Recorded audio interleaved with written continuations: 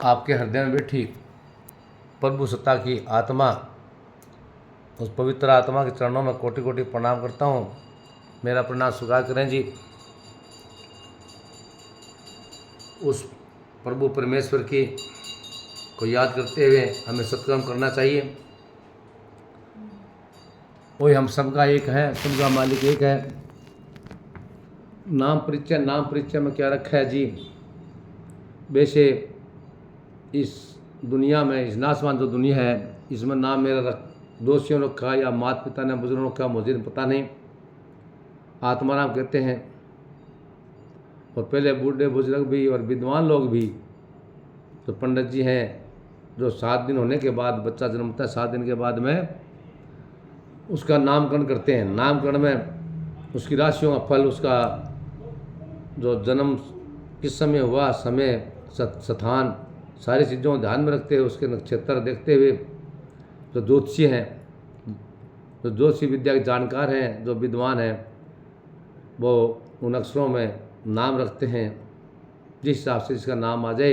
ए पे आ पे जो आता है, तो अलग अलग राशियों से जो हमारी राशियां हैं, 12 राशि हैं, उनमें से जो राशियां हैं, या और विद्वानों को पता है जितनी राशियां हैं। इसके अलावा कई विद्वान कहते हैं राशियां बहुत हैं। मुख्य राशियां जो हैं, आप सबको पता है अपने अपने राशि का, अपने अपने स्वामी का। नहीं भी किसी को पता हो तो ये ज्योतिषी विद्या के जानकार हैं, वो बता सकते हैं जी।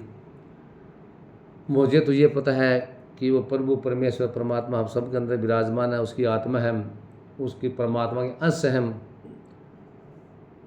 आत्मा से महात्मा, महात्मा से परमात्मा।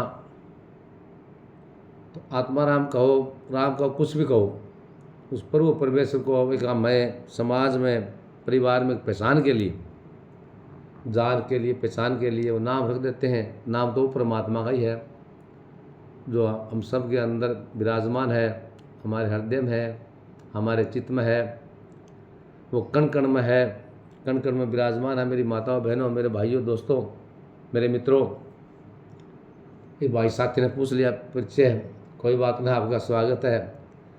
मैं तो आपका परिचय अध्याय होने के बाद मैं पूछूंगा। चलो आप आए, जो सुन रहे हैं आप, आपका स्वागत है, आपका अभिनंदन है। जो ध्यान से आप सुने हैं, वो प्रभु परमेश्वर की कृपा से ध्यान से सुनते हैं, और जो सुनते हैं सुनाए भी। जिसको ये वीडियो है, ये बातें अच्छी लगे तो कृपया मेरी विनती है, अनुरोध है,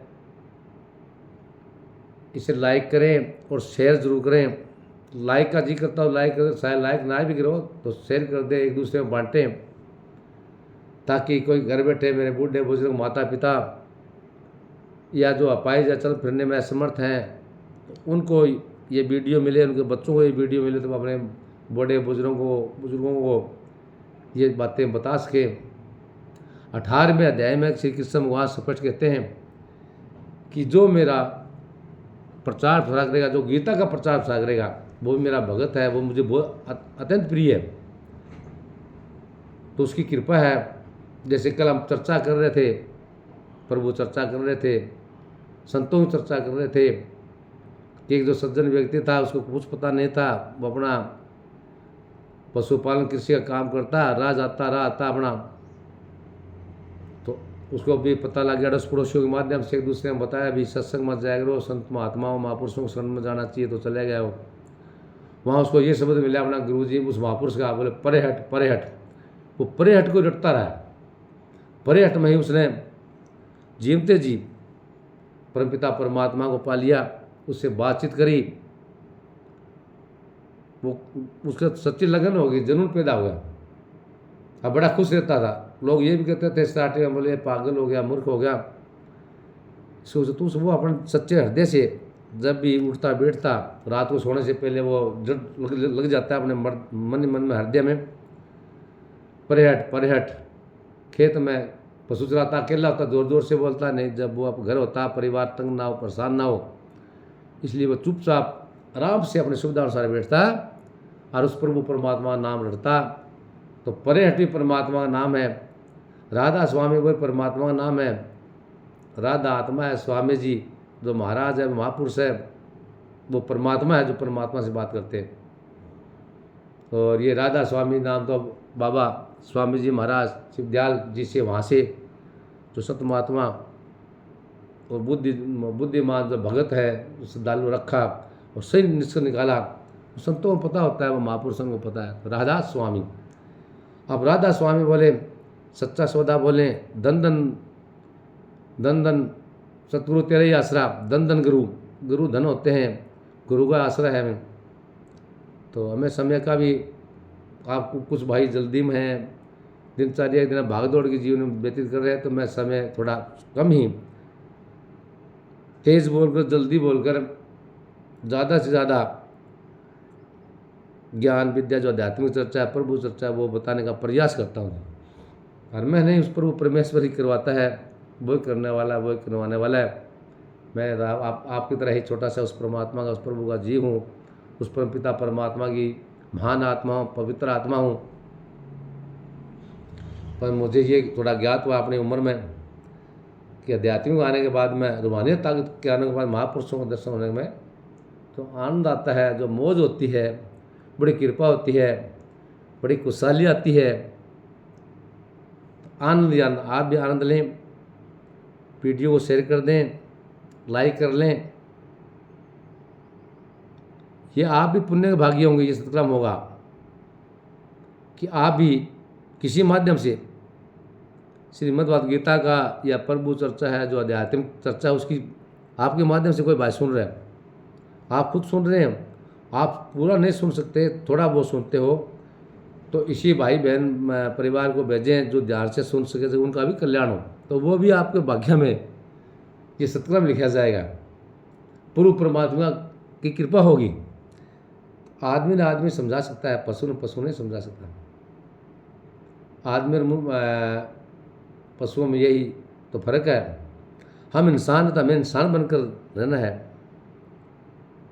इंसान है जो मनुष्य है, वो परमात्मा को जल्दी पा सकता है, पशु पक्षी नहीं पा सकते। लेकिन आपके माध्यम से इनका भी कल्याण हो सकता है। अगर चर्चा करें खेत में, क्यार में, जहाँ हमारी झोपड़ी है, जो डेरा होते हैं हमारे खेतों में, वहाँ भी पशु पक्षी जीव जंतु सुनते हैं। वहाँ कोई गीता की पोथी ले जाए साथ में, वहाँ पढ़ ले, या जिस भी धर्म कर्म को मानने वाले हो, चाहे गीता पढ़े, चाहे कुरान पढ़े, चाहे जो ग्रंथ है हमारे धार्मिक वो पढ़े करें, लेकिन अपने भाषा में पढ़ें। चीज़ एक है कि श्रीमद् भगवद गीता जो माता है, ये तो सभी धर्मों के लिए बनी है, सभी जाति पाति के ऊपर उठकर बनी है, सभी जीवों कल्याण के लिए। तो समय भगवान विष्णु भी माता लक्ष्मी बताते हैं। तो सुनो मेरी माताओं, बहनों, मेरे भाइयों, जो नौजवान साथियों, श्री नारायण जी बोले, ये लक्ष्मी सौर देश था, जिसका राजा का नाम खड़ग बाहु था, बड़ा धर्मात्मा था। उसके हाथियों में एक हाथी बड़ा मस्त था, जिसके धूम मची रहे, महावतों को पास न आने देवे, जो महावत उस पर चढ़े उसी को मार डाले। हाथी के पाँव में जंजीर बंधी रहे। उसके खेत से राजा ने और देश के महावत बुलवाकर कहा, कोई ऐसा होए जो हाथी को पकड़े, मैं उसको बहुत दंड दूंगा। ये लक्ष्मी, उस हाथी को किसी ने नहीं पकड़ा। एक दिन हाथी नगर में चला गया, सामने एक साधु चलाया। लोगों ने उस साधु से कहा, ए संत जी, ये हाथी आपको मार डालेगा। संत ने कहा, तुम देखो श्री नारायण जी कैसी शक्ति है, हाथी क्या शक्ति है जो मुझे मारे, मेरे नज़दीक नहीं आ सकता। साधु ने नेत्र पसा कर देखा, हाथी ने सूंड के साथ साधु की वंदना की। साधु ने कहे, गजेंद्र, मैं तुझे जानता हूँ, तू पिछले जन्म में तू पापी था, मैं तेरा उद्धार करूँगा, चिंता मत कर। हाथी बारंबार चरण छूता, माथा नवाता था। लोगों ने देखकर राजा को खबर करी। राजा जी भी वहाँ आए, देखा तो हाथी साधु के आगे खड़ा है। तब साधु ने कहा, अरे गजेंद्र, तू आगे आ। हाथी ने आगे हो चरण वंदना की। उस संत ने, गीता पाठी ने कमंडल से जल लेकर मुख से कहा, गीता के 16वें अध्याय का फल इस हाथी को दिया। 16वें अध्याय का जो फल था इस हाथी को दिया। इतना कहे, जल छिड़कने से हाथी को छोड़ देवदीप आई। विमान पर चढ़कर बैंकटों गया। राजा ने संत को दंडवत प्रणाम किया और कहा, ए संत जी, आपने जो कौन सा मंत्र पढ़ा है जिससे इस अदम दुखदाई को सदगति प्राप्त हुई? संत ने कहा, मैंने गीता के 16वें अध्याय का फल दिया है। नित्य ही मैं पाठ करता हूँ, नित्य ही मैं पाठ करता हूँ। देखो मेरे भाइयों, मेरी माताओं, बहनों, श्रोताओं, भक्तों, एक अध्ययन करने वाला, अध्याय को अध्ययन करने वाला श्रीमद् गीता में इतनी शक्ति है कि सो हाथी का भी कल्याण हो गया। तो जो गीता पाठी था, जो गीता पढ़ने वाला था, वो विद्वान था, रोज़ भक्ति करता था और रोज़ गीता पढ़ता था।